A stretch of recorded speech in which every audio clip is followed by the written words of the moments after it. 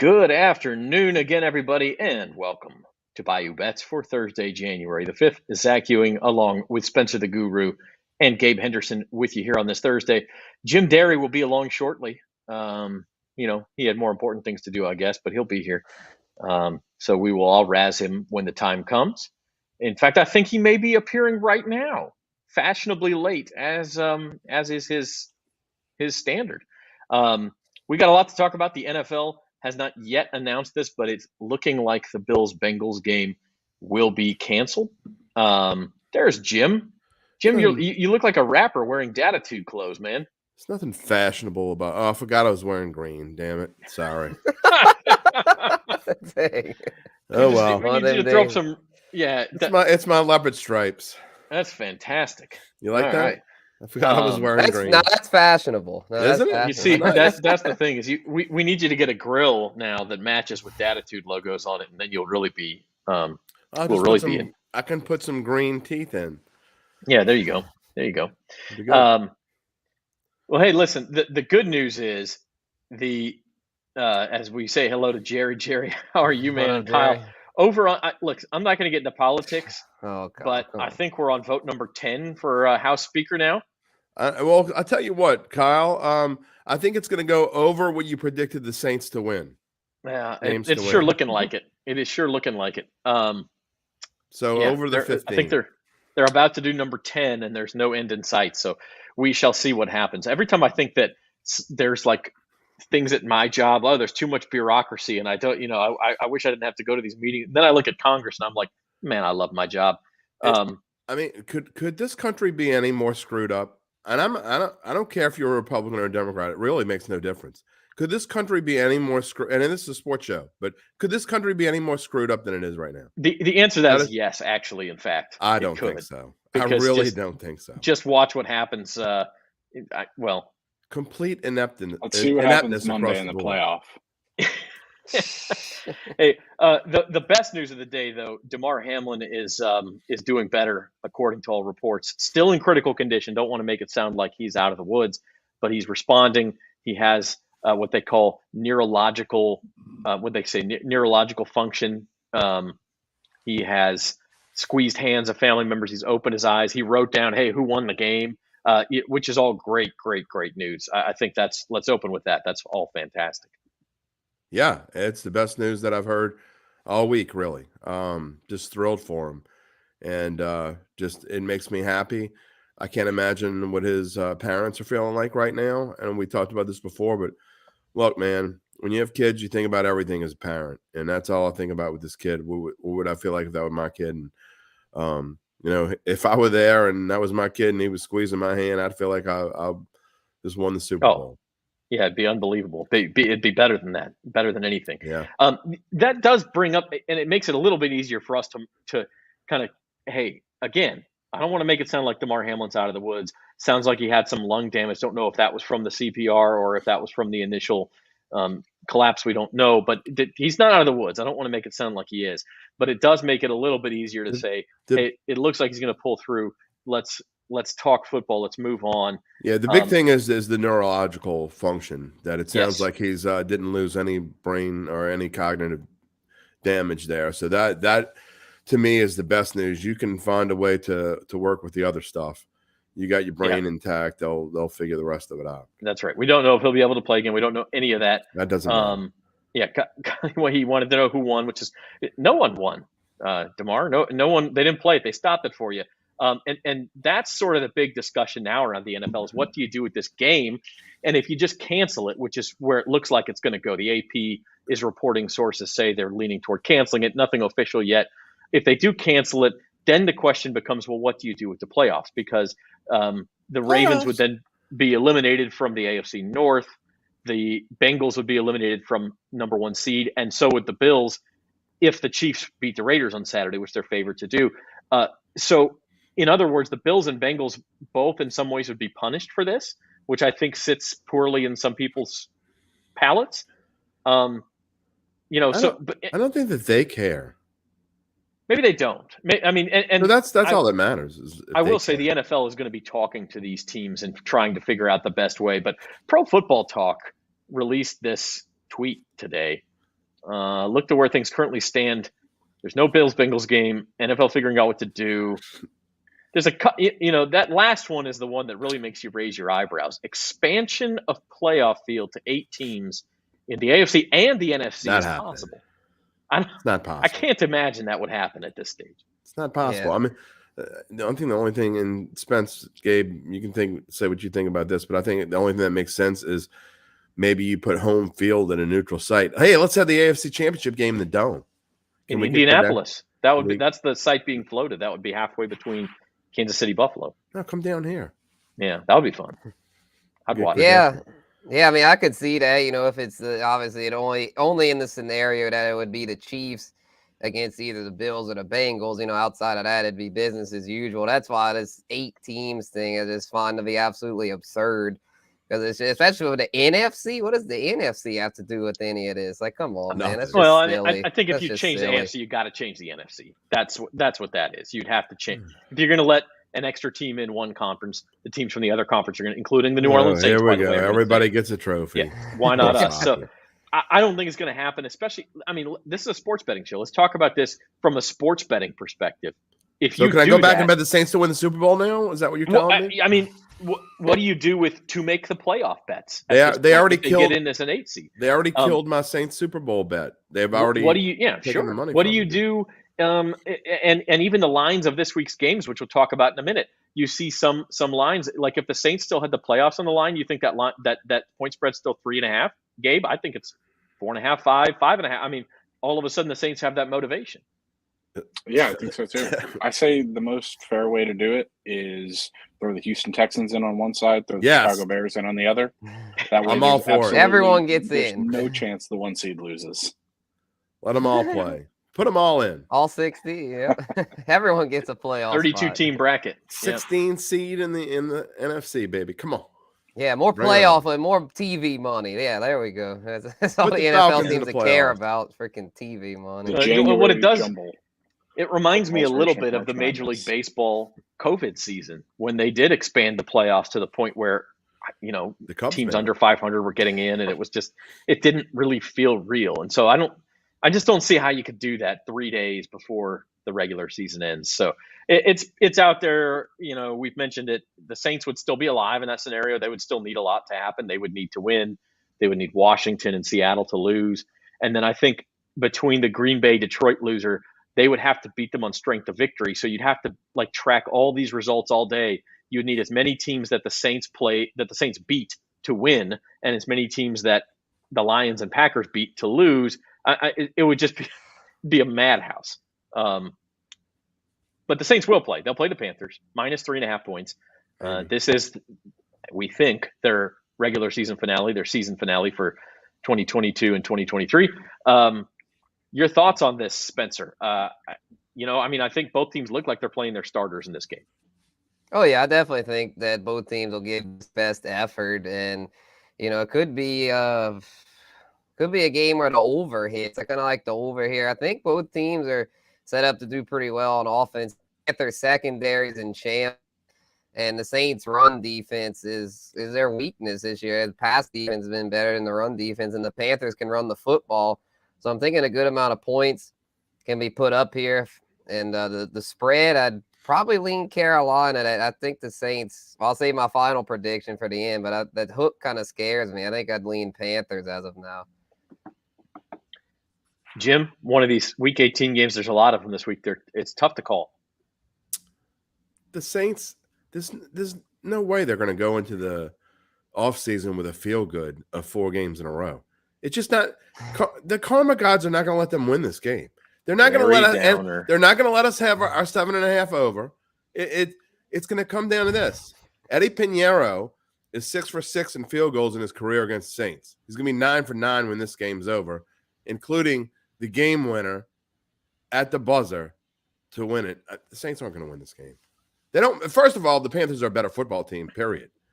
And they've been kind of hit miss it after they got. There's no pressure on Carolina.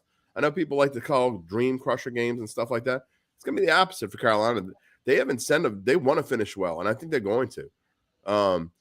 I don't think the Saints are going to in a position to. I think they won't play that well. I think what they've done, and I know you and I have disagreed on this.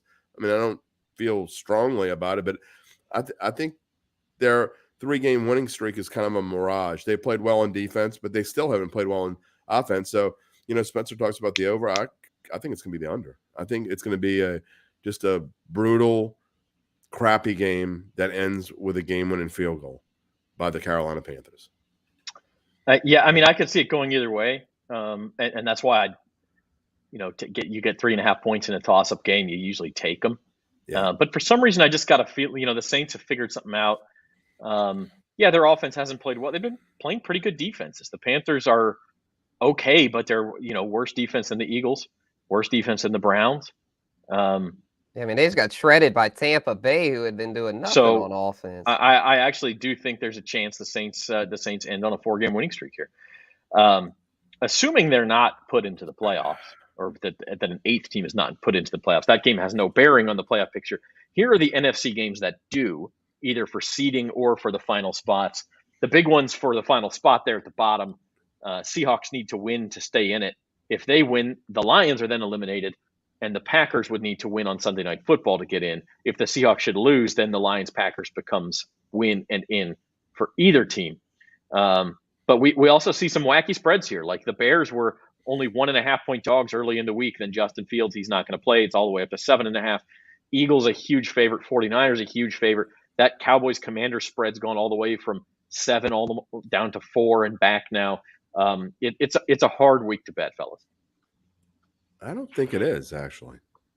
I think if you can kind of like figure out and go through and have kind of an idea of what's going to happen playoff wise, I think it's a lot easier than people think. First of all, there's 2 14s. That's ridiculous. I mean, the Eagles they could jump out but they've got so many injuries. The Eagles have so many injuries, and the Giants are not going to lay down in this game. They hate the Eagles. I mean, that's way bigger than Saints Falcons. They're not going to let the Eagles walk all over them. I'm not sure how effective is Jalen Hurts going to be. They're not going to let him run all over the place. They're not going to run that 3rd and 1 play where they just crunch him up the middle. They're not going to let him do that. They're going to have to alter their game plan. And then the 49ers Cardinals, I mean, I'm not exactly sure what the 49ers are playing for. You can talk about potential number 1 seed and all that junk.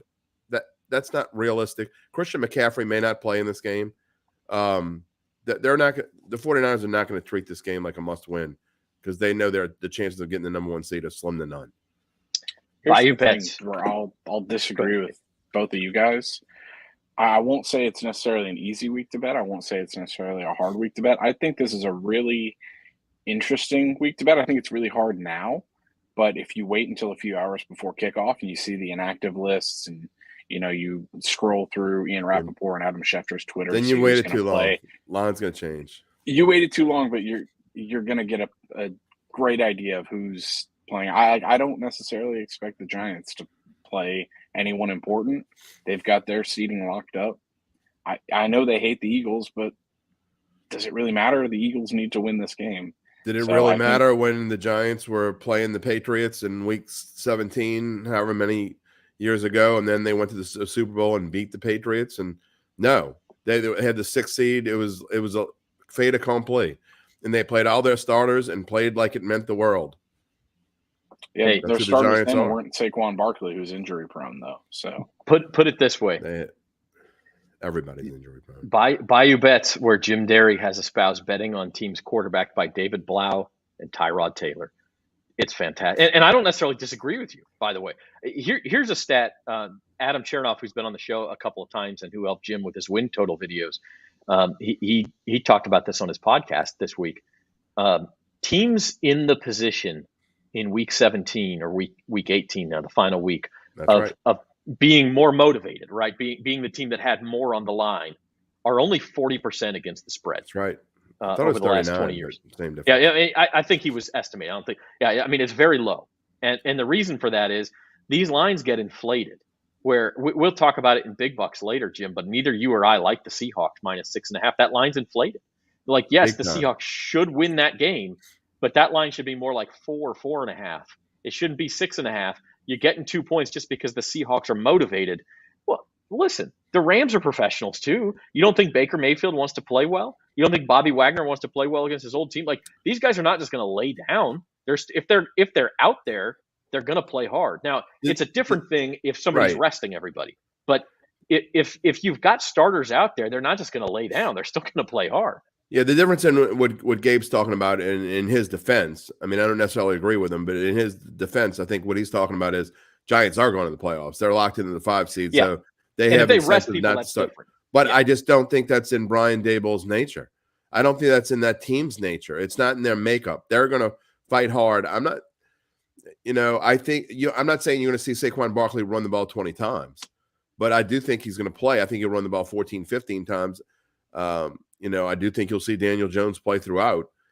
I mean, unless it gets silly. I mean, they may go in there and Philadelphia does blow the doors off them. They're leading 21-0 at halftime. Then there's no reason to play them. And I do think then it would change. But I think as long as they're in that game, I think they're going to play it like a regular game. And besides that, you want to go into the playoffs with momentum. But just the fact that they can knock Philadelphia out of that number 1 spot, if they have any chance to do that, knock them all the way down to the 5 seed. If they got a chance to do that, I'm telling you right now, they're going to do it, because then they don't even have to play Philadelphia again unless they were to make the championship game, because they'd be on different sides of the bracket. Yeah. Kyle, Giants will most likely play the Vikings or the 49ers. 49ers have to lose to drop to the 3 seed. But Giants it'll most likely be the Cowboys, Eagles, whoever finishes second will face the Buccaneers. Yeah, I say 5 seed. I meant 6 seed. I keep these the way the playoffs are now. Yeah. Well, here's the picture in the AFC, Spencer. We have a couple of Saturday games here, and the first one's, they're all interesting, but the first one's very interesting to me, in that if this Bills-Bengals game is declared a no contest or it's declared a tie, which I think no contest is more likely, but either way, the Chiefs clinch the number 1 seed with a win in this game becomes more important for them. And then if they were to win that game at the bottom, where the Bills are 7-point favorites, all of a sudden doesn't mean anything to the Bills. They'd be locked into the 2 seed. So now, is that advantage Patriots? It gets very interesting. Couldn't they still be the 3 seed if they lost and Cincinnati won? That's a good question. There's a big difference between the 2 seed and the 3 seed. And that's why I think the 49ers, by the way, in the NFC are going to go for it, because the 2 seed, the Vikings could still catch them for the 2 seed, and it matters. It's home field in that second round. Are we sure about that? What, that the Vikings could catch the 49ers? Yeah, they're the same record. Okay. Yeah, definitely. I mean, the 49ers, Vikings, Eagles, they're all going to play starters. I mean, that all is still very much in flux. The Cowboys too. I mean, all those are going to play starters, I feel like. Just like here in the AFC, I feel like everybody's pretty much going to play starters. And the one that I like here, because it's clear and obvious, one team has something to play for and one team doesn't. Well, there's 2 of them like that, Jets, Dolphins, but it's just hard to trust the Dolphins right now. It's Steelers, Browns, though. I feel really good about the way the Steelers have been playing. Their running games finally getting going, and the Browns are really bad against the run. So I feel like that's one to take advantage of. The rest of these, though, kind of tricky. Because I kind of like the Bengals. 7's kind of wide though against a division rival. Patriots, Bills, have no idea what to think there. That's one I'd stay away. And then Raiders, Chiefs. I mean, that's one I'd take the over. That's one that'd probably be a shootout. Just to answer your question, Jim, the Bengals can get the 2 seed over the Bills. Yeah. So the Bills do have something to play for either way there. Plus, they didn't look. All the Damar Hamlin stuff aside, they didn't play last week. They played half a quarter. If you rest your starters this week, now all of a sudden you've given everybody 2 weeks off. Like, at some point it becomes a rust versus rest question. I think they're going to play guys this week. Oh, so, they're going to play. They're going to play as hard as they can. I mean, if for any other reason, for their brother. I mean, this is going to be they're going to be highly motivated to play this game. Yeah, I know. A lot of the pundits in the sharps that I listen to don't think so. And think that that they don't have a lot of prep time, and which is true. They didn't even yesterday just met, I think, for meetings, so they're not even really getting to practice, I think, until today. But I don't think any of that matters. I think they can walk out on the field with a week off and not practice and go out there, and they're just that much better than the Patriots, I think. Taz says he wants the black and gold for the Super Bowl. Unless the Steelers make it or Jim wears that jacket to the Super Bowl, I don't think you're going to make it. I mean, if the Saints go to the Super Bowl, I will win this. I will wear this and paint the Datitude stripes on me. Is And that wear it offer for only a, valid for And this get the year? grill. and I'll wear it for a year straight without washing it. That's fantastic. Here's what what Gabe, what you mentioned about waiting till Sunday, and oftentimes by the time those reports are out officially, it's too late. But I will give you one, and it's not even on this board actually. But if the Ravens should beat the Bengals, or let's say it looks like they're going to beat the Bengals, or even if they're in a close game late, that game goes to overtime, or it's a field goal game one way or the other. The Chargers in the late window are plus 2.5, and if the Ravens beat the Bengals. The Chargers playing the Broncos. If the Ravens beat the Bengals, the Chargers have to win that game to get the 5 seed. And the 5 seed is the difference between playing Tennessee or Jacksonville, and the 6 seed you'd play Kansas City, Cincinnati, or Buffalo. And so that's a big difference. And Brandon Staley, the Chargers coach, has said as much. Like, hey, we're going to look at playoff seeding and matchups. He didn't mention the team specifically, but at this point, it looks like the Chargers are going to rest guys. If the Ravens are in that game late and the Chargers have to make a decision on who's active and who's inactive, they're going to have to play. And they're plus 2.5 against the Broncos. Like, it's worth a look if that game is close at halftime, say, and the Chargers line is still inflated like that. I would absolutely hammer the Chargers there if that's the case. But again, you just don't know. You couldn't. I wouldn't bet the Chargers this week with Zach's money, and he's got a lot of it. Not yet. It's coming. Super Bowl odds completely unchanged since Monday. Don't know if that's notable or not. Chiefs are still slight favorites over the Bills. 49ers, your top NFC team at this point. Brock Purdy, Super Bowl champ, anybody? Maybe. Why not? Yeah, I mean, at the defense, if you want their defense to be what gets them there, if they get there, I think they're definitely the favorites here in the NFC, because the way the Eagles are trending, man, they are not trending in the right direction. I mean, there's always a chance they could come back. I mean, like, look at the Saints. I mean, they lost 3 straight heading into the playoffs, but more times than not, it seems the teams that are kind of trending down heading in don't tend to do very well once they get there. But I definitely still prefer them over Dallas. I believe I said it Tuesday, and I'll say it again. I just want no part of Dallas with the way Dak Prescott's playing right now. Not a 10-1. That's a terrible number. Mike McCarthy and the playoffs do not work well together.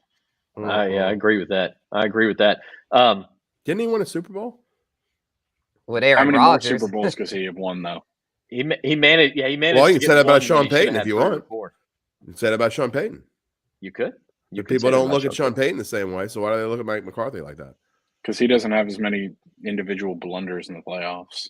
Mike McCarthy's just an idiot. Yeah, a lot of the Peyton stuff they blame on the defense, like the Greg Williams and the I think a lot of Minnesota Miracle, and then the no call. I mean, you can't blame that on the coach. I mean, you can blame the fact they shouldn't have been in that position, and they really should go back to last year to see what McCarthy did. Oh my! Yeah. Hey, playoffs are coming up. We'll have plenty of time to argue about. You know who the offensive coordinator of the New Orleans Saints was when they won their first ever playoff game, right? It's Mike McCarthy. One Mike McCarthy. Todd turned Aaron Brooks into a quarterback. A rough world ahead. I assume you're talking about the Saints. We will have plenty of Saints offseason talk as we go forward here. Probably not so much while the playoffs are still going, but afterward for sure. Also this weekend, of course, is the national championship game. This is why Gabe wanted to come on. TCU, Georgia. Georgia's a 12.5-point favorite here. Look, for one thing, and Gabe, I want to give you the floor. I think TCU has, not that they really had to prove it in my book, but they've proven that they belonged in the playoff. Absolutely. I think every team this weekend proved they deserve to be here. Yeah, I've had it. Go ahead. It's Gabe's turn to talk. Is that that's his point? I mean, that's how you're going to prove your point? Everything. I mean, all we have to do is look at the line right here. It's Georgia and TCU playing for the national championship. We don't see Alabama in there. No, because if Alabama was in there and they had won, the line wouldn't be 12.5. It doesn't matter what the line is. You talk about Mike McCarthy. Jim Harbaugh is way worse than Mike McCarthy. So Michigan, I'm not disagreeing there, is a chump. I mean, they were like, I can't believe I even thought they had a chance to cover that spread. And looking back now, in hindsight's 2020. But I forgot Jim Harbaugh was coaching Michigan. I mean, all the talent they've got, and it's just a bunch of Georgia is going to wipe the floor. Zoe, cut this out. Bring this back. Georgia is going to make TCU. You want to talk about, and then y'all will say, when they win by 30, you'll still say, well, TCU did deserve to be in there because they're a better resume. Screw resumes. Screw resume. Why are you even playing the games if you want to screw the resumes? Why are we even playing the They did play the game. One team Georgia playing the like SEC, the other one playing the Big 12. So they're not allowed to get in because of the conference. Are we really going to do this over again? Are we? It sounds like you want to. Well, you flop the volleyball up. I'm going to hit it back down. Whether you dig it out is up to you. I have no idea whether it's going to happen or not. But, I mean, if it's Alabama when you watch this national championship they shouldn't have lost twice, period. And they lost two teams. A lot of teams shouldn't have. You love to talk about, Zach, one play here, one play there. If Mason Taylor doesn't turn this, if he turns this way instead of that way, well, it's if a Alabama different story. if Alabama had played better on that one play, they'd be in the playoff. We'd Would be have, having a could have, different should have. discussion. You love to do that. You talk about You know that who all the is there, time. though? And You know who is there? That's TCU. yeah, they are. You're right. And They they deserve. That doesn't mean they Yes, deserve They to be deserve. there. it. I want Kyle. but they had a better LSU, resume. the year Objectively LSU lost 2 games, they didn't deserve to be in the playoff in the BCS championship game, but they were, and they won the championship. That doesn't mean they deserve to be there. That's because no one else deserved to be there. That was a year where no one else deserved. You know to be what? there, Maybe so. this is a year where no one else deserved to be in there. TCU deserves to be there. 12-1 TCU with wins You're over saying Michigan that and because Kansas they State. won. I said that it anyway. before. Well, that's the way the format is. I mean, the way the I format don't deny is, that. the 4 teams that deserve to get in got in. LSU didn't deserve to be in when they won the national championship. Well, who did that year? That was the year like a bunch of teams had 2 losses. I'm pretty sure. There was really nobody. We'll pull it out and we'll talk about it next show. But I promise you, LSU did not deserve to be in the national championship game. Just like Alabama did in 2011. You got one vote for Mizzou. I don't deny that either. You got one vote for Mizzou in 07, but they lost too. So Kyle says he's wrong. Well, this is one point. Who is this guy? I want to get back on track here. Does he really exist? Yes, he does. Yes, he does. No, Spencer, you're typing that in back there. It's the Lafayette connection. I've met him in the 3-dimensional world. He does exist. I want to get back on topic here. George is 12.5-point favorite. This is one case, and here's something I think we can agree on, where Aunt Mabel, Jim, is on the underdog in this game. They are. The public loves TCU with the points. Absolutely. I don't like TCU with the points. I hope Aunt Mabel keeps pounding TCU over and over and over again. Make this line. I'm not going to bet this until Gabe, you're on the dog. You know what's the best part? I love TCU in this spot with 12.5. No, I love them 12.5. The lines makers are so scared to drop this any lower, even though if it were anybody else, this line would be it'd be like 10.5 by now, because it's getting pounded on TCU.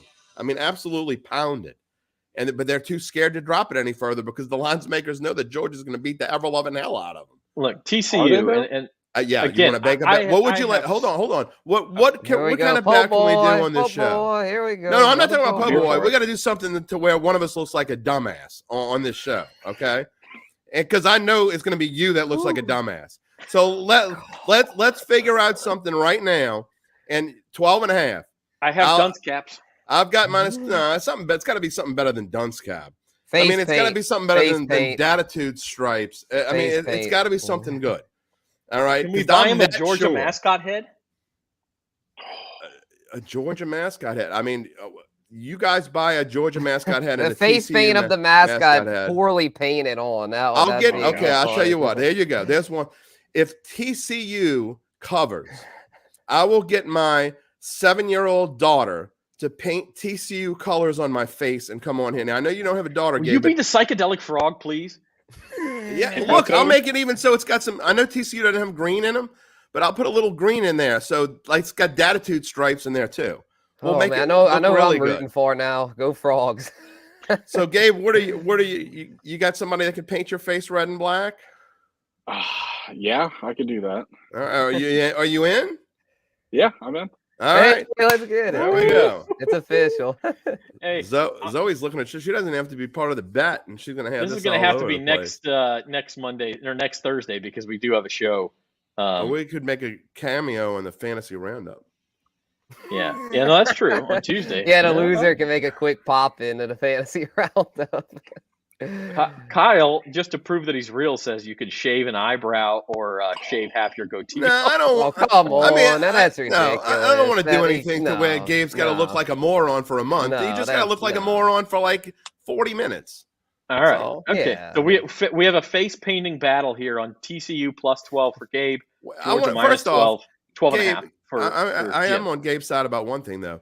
How come these two jokers go unscathed? I'm not the one who's Well, you're on my side of this. I think you ought to paint I am on your side, but you ought to paint your face silver and I don't purple feel too. that strongly about it.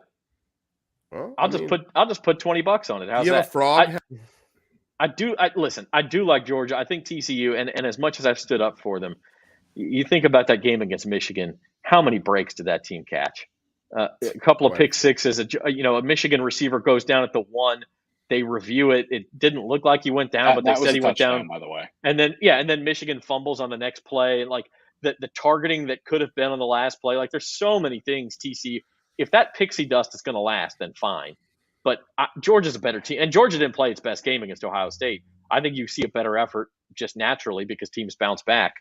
I think it's at least 2. When it was 14 and a half, I was a little gun shy. Less than 14, I'm on Georgia. Spence, what about you?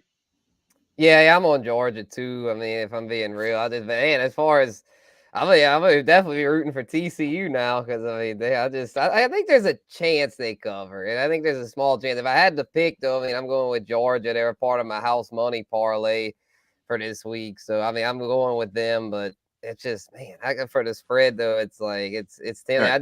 If it was 14 plus 14 and a half, I'd take TCU. But since it's under 14, I've got to take. All right, look, if Georgia wins by 15 or more, will you paint your face red and black?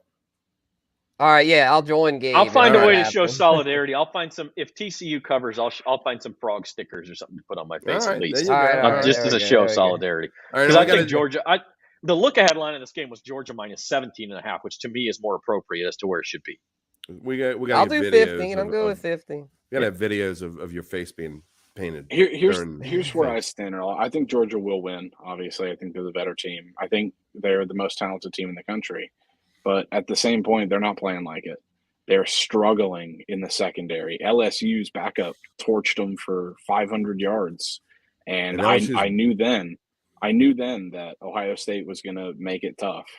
And I didn't know it'd be that tough, but Ohio State looked like the better team throughout much of that. And, we've been saying all year, when's the real Georgia going to show up? And they're capable of beating the brakes off teams. I don't know if they will, especially against TCU, who's got an excellent offense. What would the LSU TCU line be? I'm going to say TCU by maybe a field goal. No way.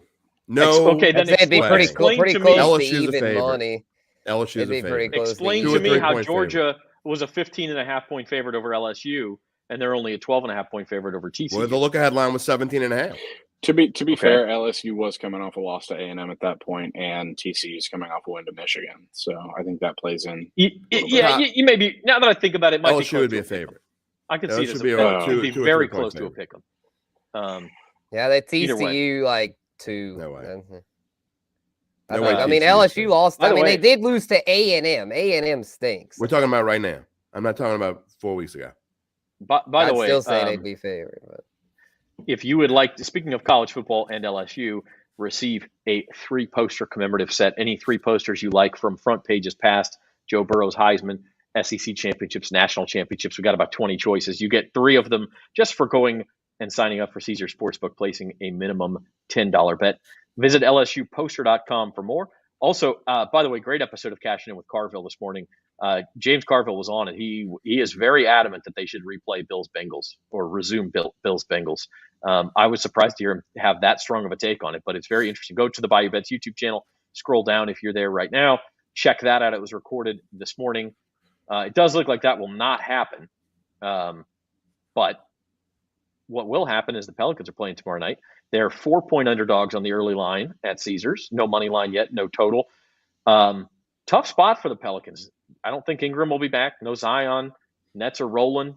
But the one thing you can say for the Pels is they have played very well at home.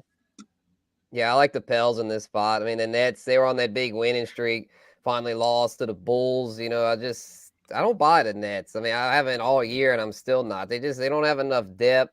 I know their big three is finally healthy, but I just don't trust that team. I like the Pels there, even without Zion.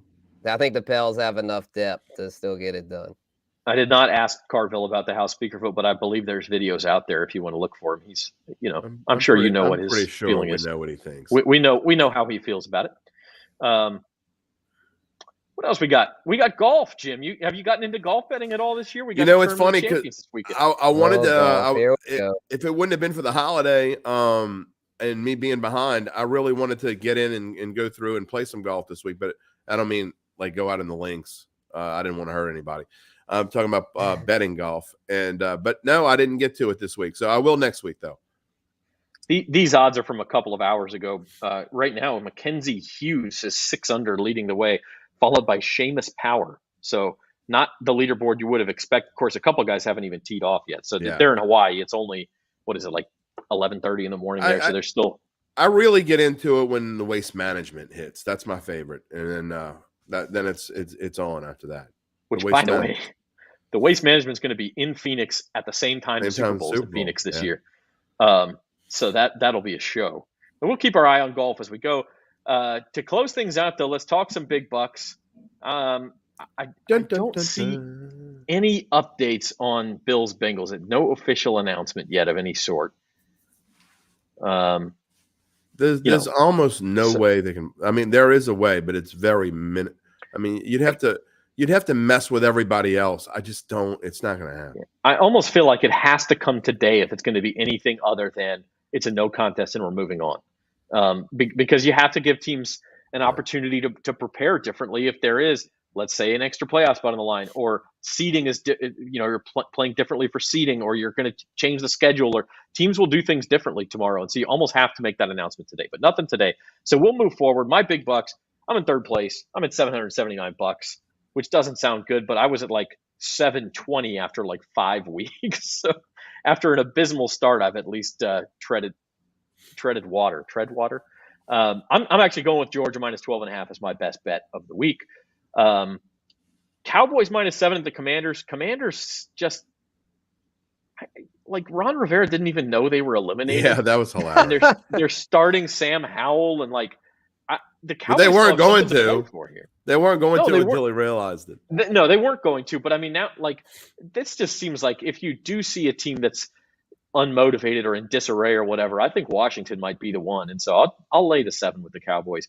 Got a little teaser. I know Spencer's all over the Steelers. I actually bet the Browns +3. I'm not going to bet it at 2.5, but I will tease it. And I also mentioned the Chargers. I just think, look, the Steelers have gotten very hot. They haven't faced any good offenses at all.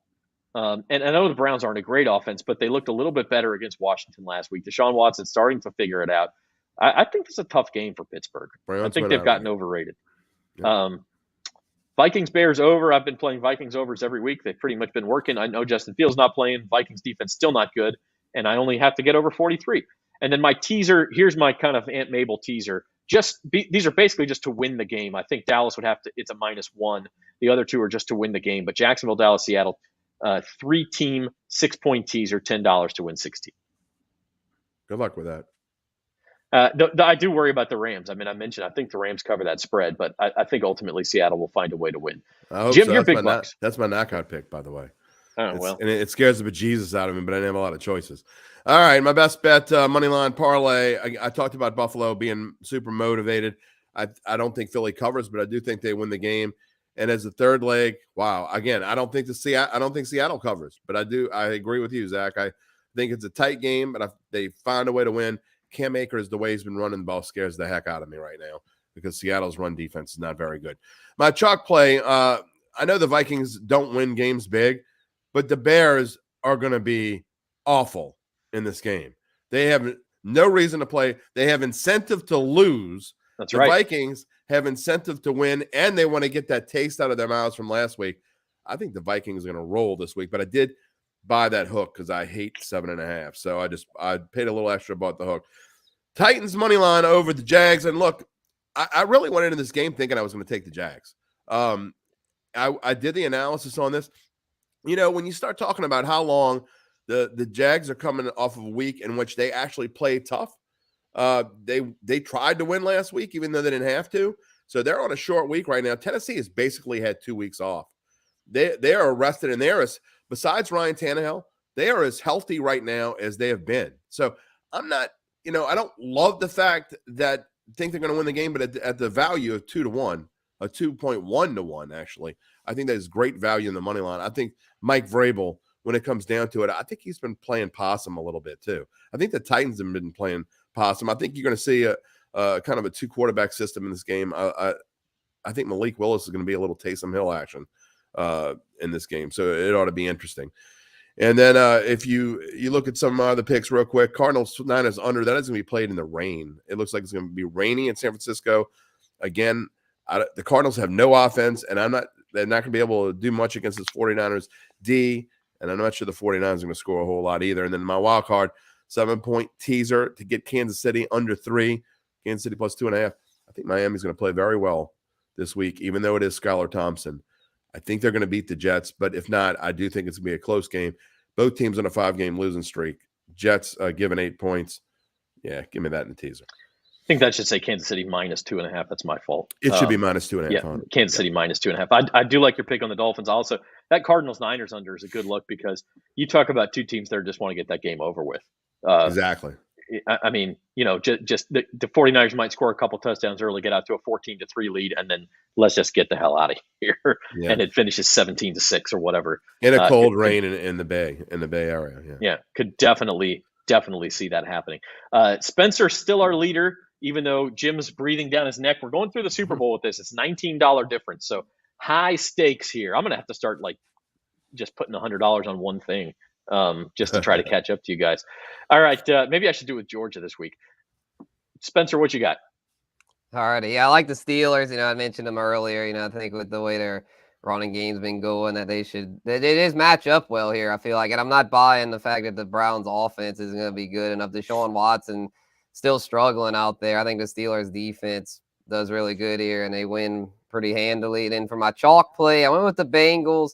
It made me a little nervous, but I just started doing more analysis, and the Ravens offense it's god awful, and it doesn't look like Lamar Jackson's going to go. So I just don't see how they're going to be able to keep up with Joe Burrow.